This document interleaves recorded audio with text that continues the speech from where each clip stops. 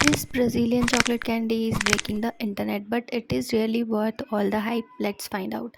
आज हम बना रहे हैं एक इंटरनेट की सबसे वायरल ब्राज़ीलियन स्वीट बाला बयाना। सबसे पहले एक पैन में कंडेंस मिल्क, बटर और डेसिकेटेड कोकोनट को ऐड करके मीडियम फ्लेम पर कंटिन्यूसली स्टिर किया जब तक मिक्सचर थिक होकर डो जैसा ना बन गया।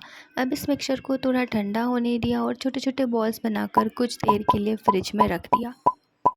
दूसरी तरफ एक पैन में शुगर सिरप बनाया। जब सिरप रेडी हो गया तब कोकोनट बॉल्स को उसमें डिप किया और कुछ ही सेकंड्स में उनके ऊपर एक ब्यूटीफुल शाइनी और क्रंची शुगर शेल बन गई।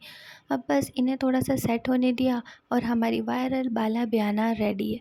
एक बाइट में बाहर से क्रंची शुगर कोटिंग और अंदर सॉफ्ट कोकोनट फिलिंग।